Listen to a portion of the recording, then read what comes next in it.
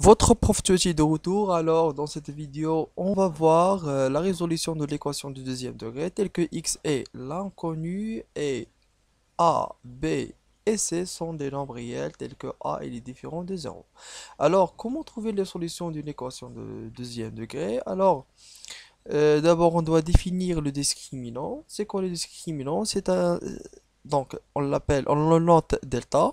Alors, s'appelle le discriminant de l'équation ax au carré plus b de x plus c est égal à 0. Elle est définie par cette quantité, c'est b au carré moins 4ac.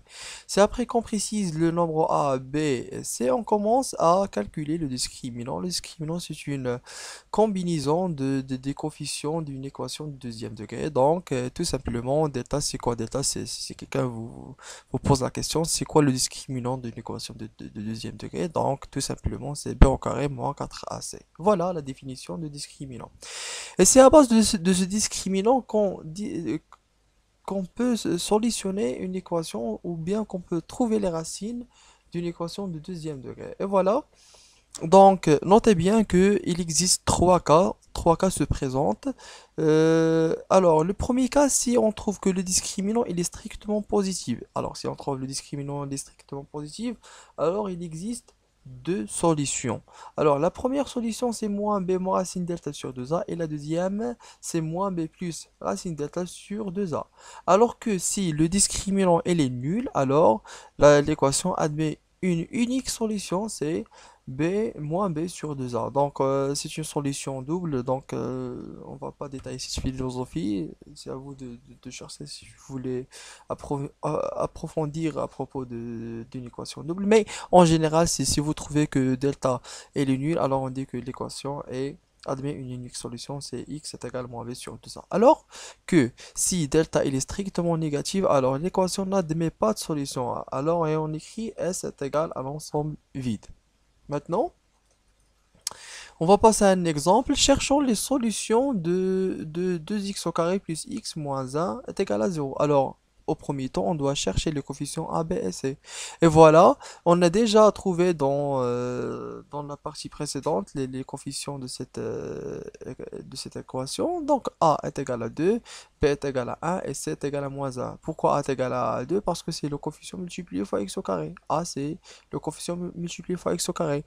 Et b, c'est le coefficient multiplié fois x. Et c, le reste. Donc, c'est pour cela que a est égal à 2, b est égal à 1, c est égal à moins 1. Après, maintenant, on va passer à calculer le discriminant. Maintenant, le discriminant, c'est quoi? C'est une combinaison de ces nombres réels. Donc, c'est b au carré moins 4ac. Donc, on remplace le b par 1, et on remplace le a par 2, et c par le moins 1. Donc, c'est 1 moins 1, moins 4 fois 2 fois moins 1. Un petit calcul, 1 plus 8, c'est 9. Voilà le delta qu'on a trouvé. Le delta qu'on a trouvé, c'est un delta qui est strictement positif. Alors, ce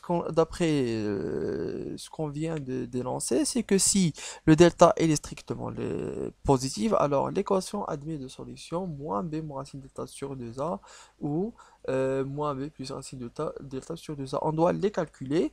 Donc maintenant, on passe à calculer la première solution. C'est alors, puisque delta strictement positif, alors l'équation admet deux solutions. La première solution, c'est moins b moins racine delta sur 2a.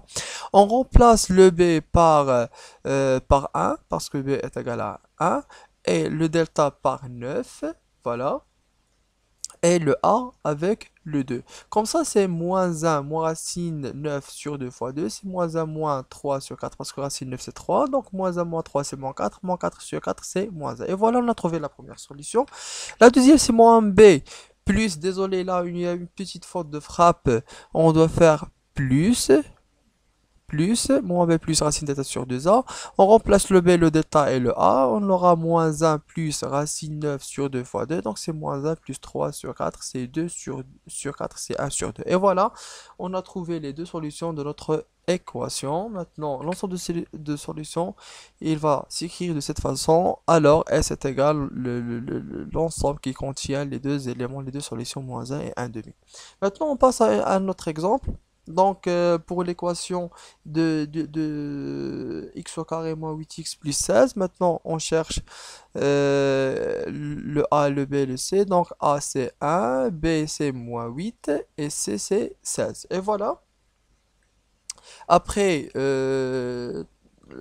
qu'on a trouvé ces trois réels, on doit calculer le delta. Le delta, c'est une combinaison de ces réels, B au carré moins 4AC. Un petit calcul, vous allez trouver que c'est 64 moins 64, ça vaut, c'est-à-dire ça vaut 0. Alors, on a dit dans le diapo précédent, quand delta elle est nul, alors on n'a qu'une seule solution. Voilà, quand delta est nul, alors on dit que l'équation admet une unique solution, c'est moins b sur 2a. Et voilà, donc puisque delta est nul, alors l'équation admet une seule solution, c'est x0 est égal à moins b sur 2a. On remplace le b avec le moins 8, alors le moins 8 c'est 8, et a avec 1, donc 2 fois 1 c'est 2, alors 8 sur 2 c'est 4, et voilà la solution de notre équation. Alors l'ensemble de solutions va s'écrire de cette façon, c'est le singleton qui contient l'élément 4. Et voilà, donc maintenant on va passer à notre exemple. L'exemple de l'équation x au carré plus x plus 1 est égal à 0. Et voilà, comme d'habitude, on va chercher les réels, les coefficients. Alors a est égal à 1, b est égal à 1, c est égal à 1. Alors, on calcule après le delta, b au carré moins 4ac. Un petit calcul, vous allez trouver que c'est moins 3. Et puisque le delta il est strictement négatif, alors, comme on a dit dans le diapo, dans ce diapo-là, si c'est strictement négatif, alors l'équation n'admet pas de solution. Alors, on va dire que cette équation n'admet pas de solution, alors S est égal à l'ensemble vide.